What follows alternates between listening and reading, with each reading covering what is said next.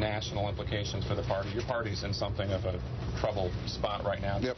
Dick Cheney told me last week that the Republican Party's in trouble. It needs new candidates. Now, he was obviously plugging his daughter. Yeah. But what do you think national Republicans should look at when they look at this race versus Virginia? Well, listen, I don't know about versus Virginia because we don't know what's going to happen in Virginia yet. Well, we know it's going to be a struggle, though. It is going to be a tight race as compared to here. Listen, I think that the party's got to focus on winning again. You know, sometimes I feel like our party cares more about winning the argument than they care about winning elections. And if you don't win elections, you can't govern. And if you can't govern, you can't change the direction of a state like we've done in New Jersey. And so, you know, so one, I think we need to get ourselves refocused on that. And secondly, I think sometimes we forget that candidates matter. I mean, it's not just about a checklist of issues. It's also about how a person presents themselves as a candidate, how they articulate their view on things, and how they react to situations. And people make judgments based on all those things.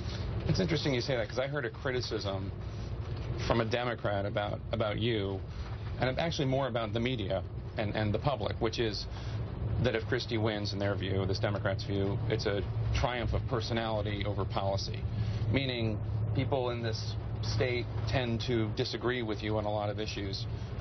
They're going to reelect you because they like your style. Is that a fair criticism? No. It is why they're losing, because they think that that's the way people make decisions. It's kind of what I was implying in the last answer. They think that people go down a checklist of issues and like a pro and con, and they draw a line down the middle of the sheet, and they go, okay, well, if there's more checks for this person than for that person, then that's the person I vote for. That's not the way people vote, in my experience. I think that voting is much more visceral. People say, can I trust this person? Do they lead? Do they tell me the truth?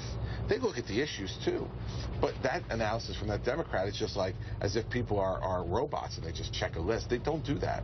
And I think if we win tonight, it'll be, I believe, an affirmation of leadership.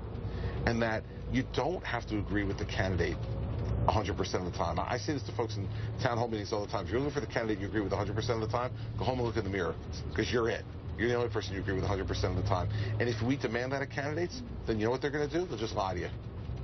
They figure you want to hear that, they'll lie to you, and then they'll go do something else. I don't think people want that, and I think that's why I've gotten some leeway from people in New Jersey about areas where we disagree, because at least they know